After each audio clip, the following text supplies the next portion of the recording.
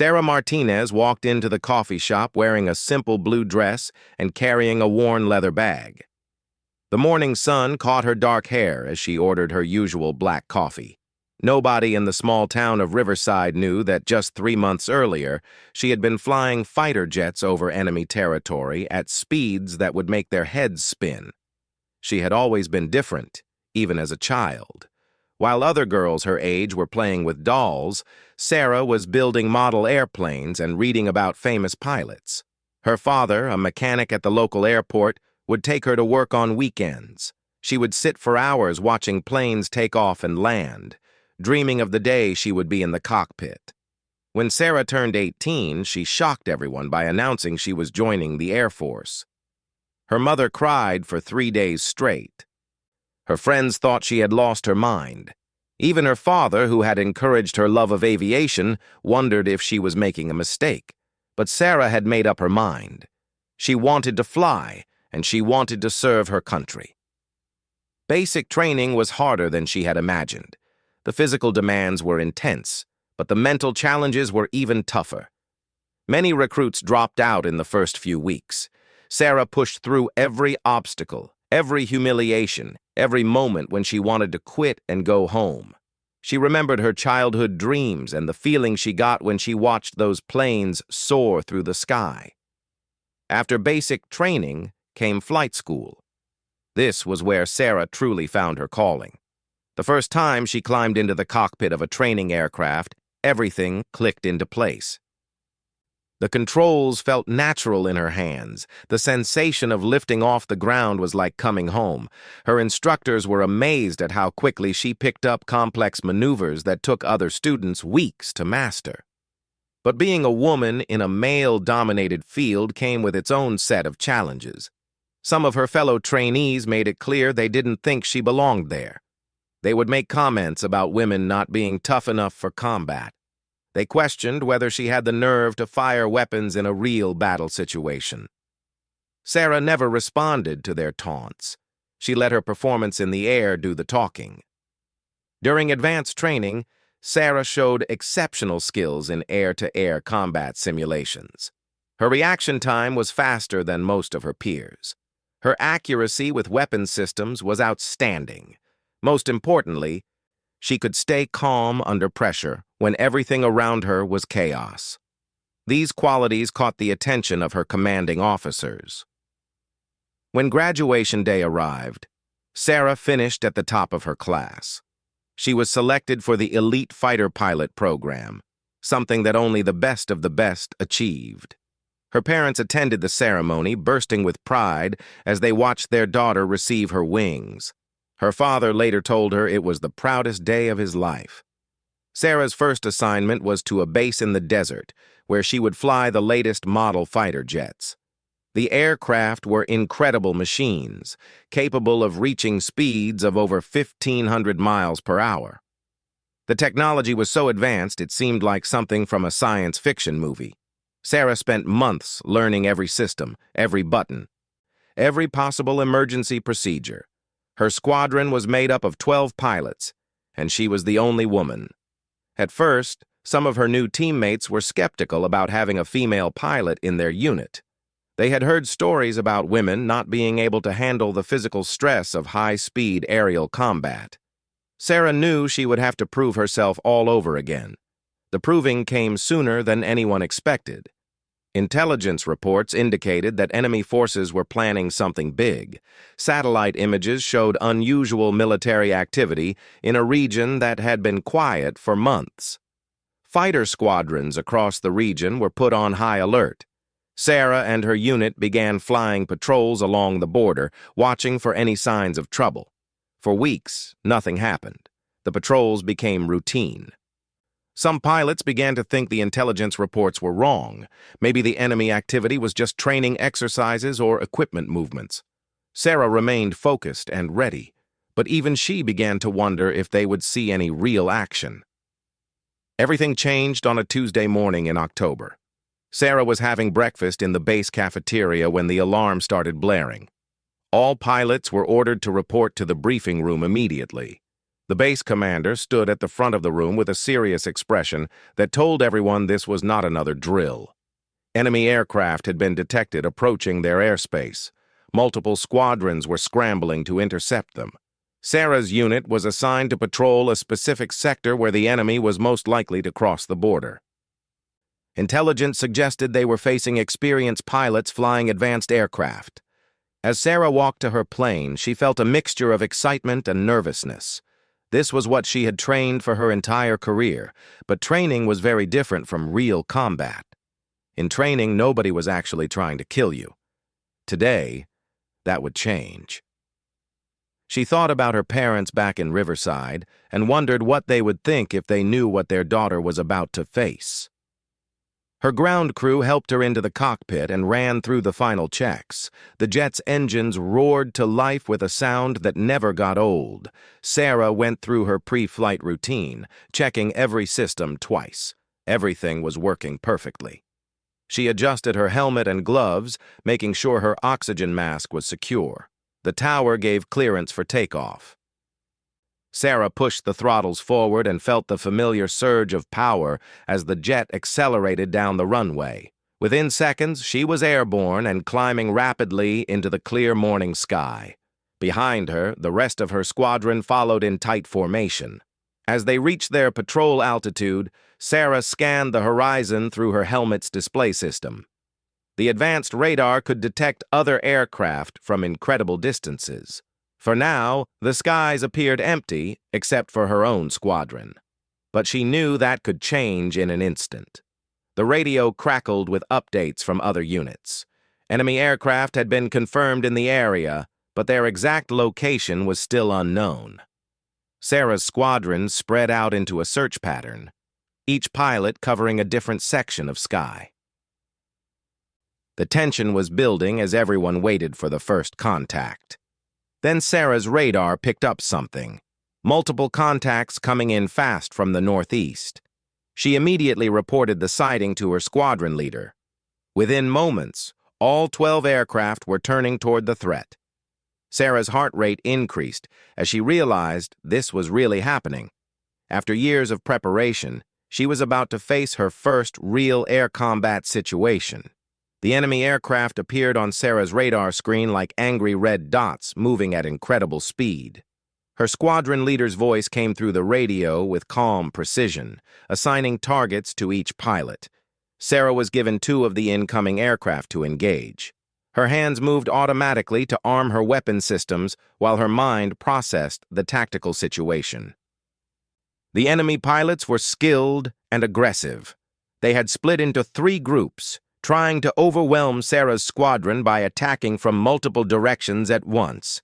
This was a classic military tactic, designed to confuse defenders and create chaos in their ranks.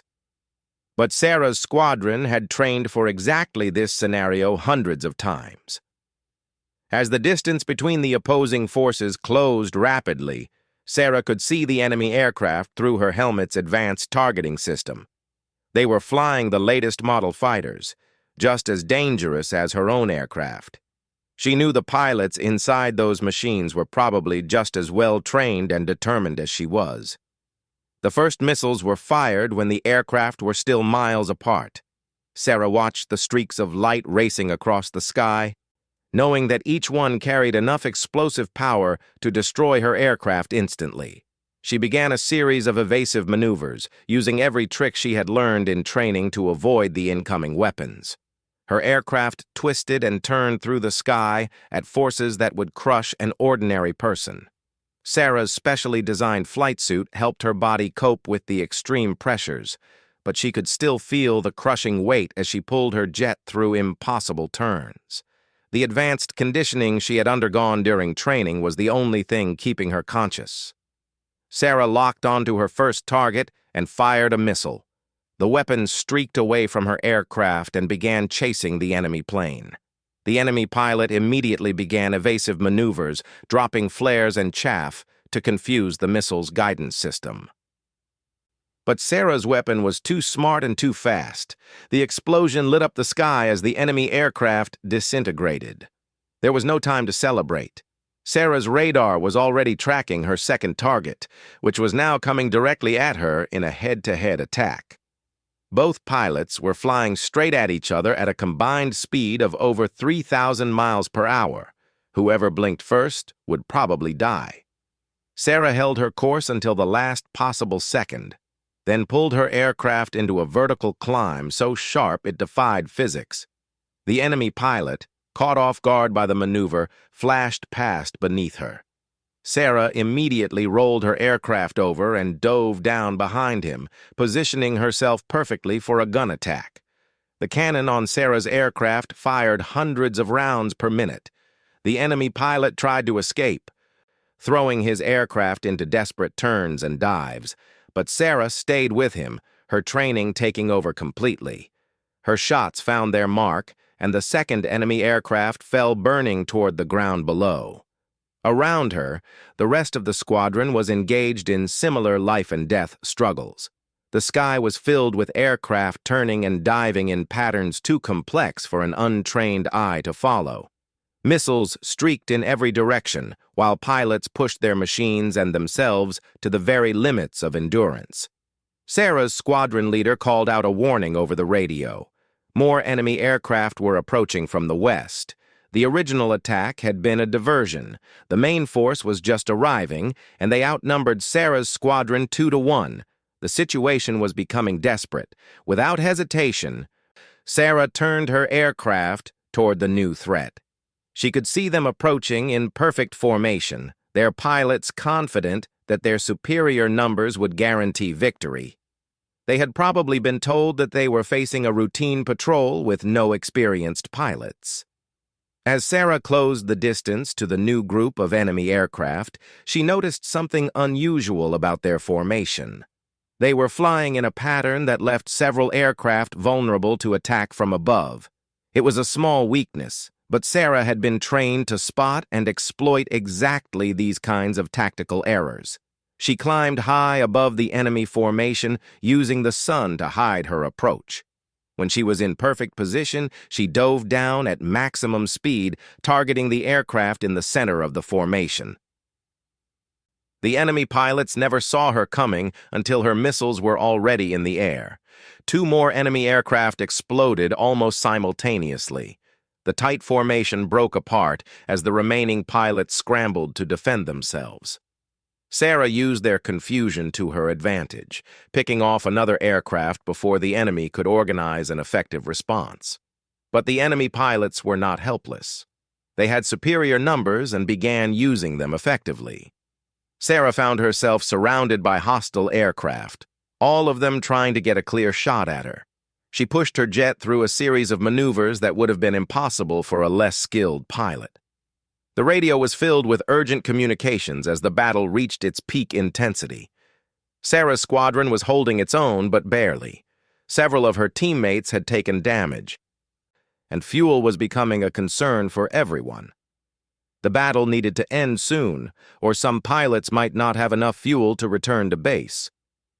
Sarah spotted an opportunity when 3 enemy aircraft bunched up while chasing one of her squadron mates.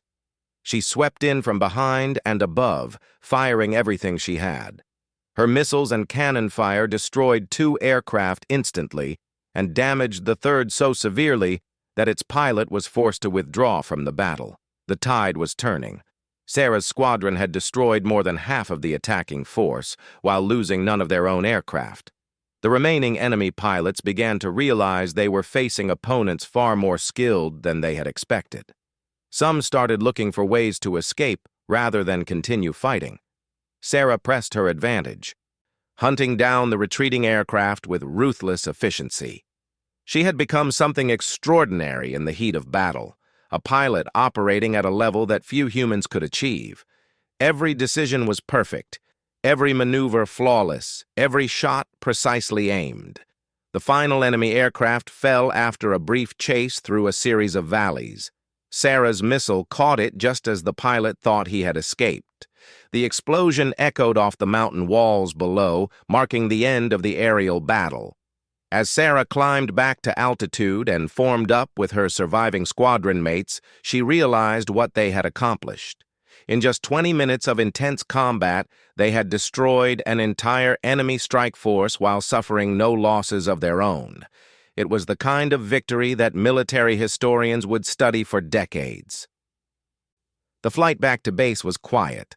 Each pilot was processing what had just happened, the intensity of the combat, and the fact that they had all survived.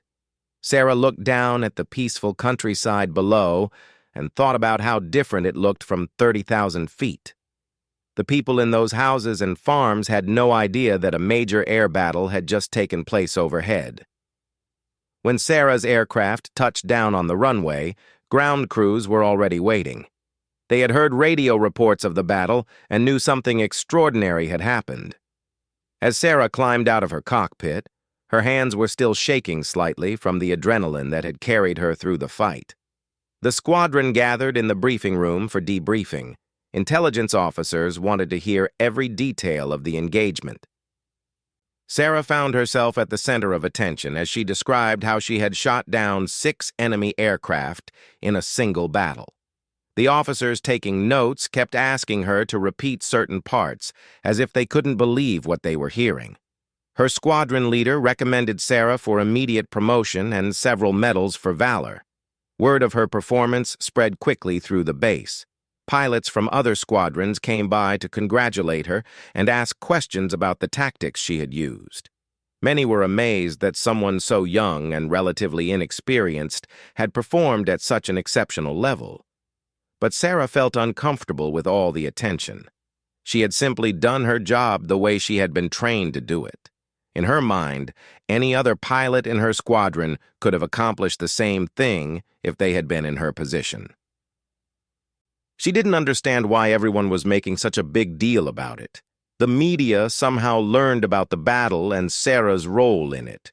Reporters wanted interviews and photo opportunities. Military public relations officers saw a chance to showcase the effectiveness of their training programs and the quality of their personnel. Sarah became the face of a recruitment campaign she had never asked to be part of. But the attention also brought unwanted scrutiny. Some critics questioned whether the reports of her performance had been exaggerated. Others suggested that the enemy pilots must have been inexperienced or flying inferior aircraft. A few even claimed that a woman couldn't possibly have achieved what was being reported. Sarah tried to ignore the controversy and focus on her duties. She continued flying patrol missions and training exercises. Her performance remained consistently excellent, but she found herself being watched more closely than before. Every flight was analyzed, every decision questioned. The pressure began to affect her.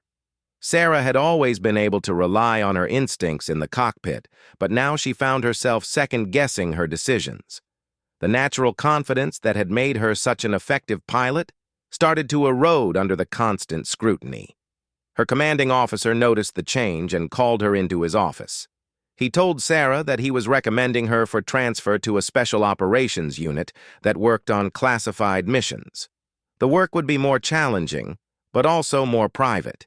She would be away from the media attention and the constant analysis of her performance. Sarah accepted the transfer gratefully. The new assignment took her to a remote base where security was so tight that most people didn't even know it existed. Her new squadron was made up of the most experienced pilots in the military, men and women who had proven themselves in combat multiple times. For the next 2 years, Sarah flew missions that would never be reported in newspapers or discussed on television. She operated in parts of the world where conflicts raged in secret, protecting interests that the public would never know about. The work was dangerous and demanding, but it was exactly what she had always wanted to do. During this time, Sarah's skills continued to improve. She learned advanced techniques that few pilots ever mastered. She flew aircraft that were still being tested and weren't supposed to exist. Most importantly, she learned to trust her instincts again and regained the confidence that had made her exceptional. When her tour with the Special Operations Unit ended, Sarah faced a choice. She could remain in the military and continue advancing through the ranks, eventually becoming a commander herself, Or she could return to civilian life and try to build a normal existence away from the constant danger and pressure. The decision wasn't easy. Flying had been her life for so long that she couldn't imagine doing anything else. But she was also tired of the secrecy, the constant deployments, and the knowledge that each mission might be her last. She wanted to experience the simple pleasures that most people took for granted. Sarah chose to leave the military. Her commanders tried to convince her to stay, offering promotions and choice assignments. But her mind was made up. She wanted to go home to Riverside and reconnect with the life she had left behind when she joined the Air Force. The transition to civilian life was more difficult than Sarah had expected. After years of structured military routine, the freedom of civilian life felt overwhelming.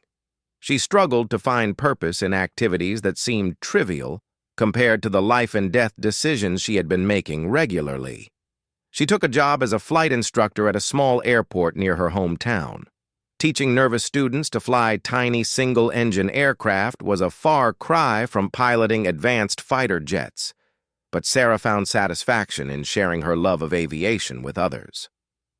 She was patient with students who were terrified of leaving the ground and encouraging to those who showed natural talent. Sarah never talked about her military service with her students or neighbors. When people asked what she had done in the Air Force, she would simply say she had been a pilot and change the subject. Most assumed she had flown transport aircraft or worked in some kind of support role. Only her parents knew the truth about her combat record. Sarah had sworn them to secrecy, wanting to leave that part of her life in the past. She had done her duty and served her country with distinction, but now she wanted to be known for who she was rather than what she had accomplished in war. The coffee shop where Sarah started her days became her routine. She enjoyed the normalcy of ordering the same drink, sitting at the same table and reading the newspaper like any other citizen. The other customers saw her as just another resident of their small town, someone who had always been there. Sometimes Sarah would look up at the sky and watch commercial airliners passing overhead. She would think about the passengers inside, most of whom had probably never given much thought to the pilots protecting their freedom to travel safely. They didn't know that their peaceful flights were made possible by people like Sarah, who had been willing to risk everything to defend that freedom. On quiet evenings, Sarah would sometimes visit her father at the airport where it all began. They would sit together watching the sunset, talking about aviation and remembering the little girl who had dreamed of flying. Her father understood why she had chosen to leave the military and respected her decision to keep her service record private. Sarah Martinez had become a legend in military aviation circles, though few people knew her name. Her tactics were studied in flight schools, and her combat record was used as an example of what exceptional pilots could achieve. But in Riverside, she was simply the friendly flight instructor who helped nervous students overcome their fear of flying. She had proven that courage and skill had nothing to do with gender and everything to do with determination and training. 6 enemy aircraft had fallen to her guns in 20 minutes of combat. But Sarah measured her true success by the peaceful life she had built after hanging up her flight suit.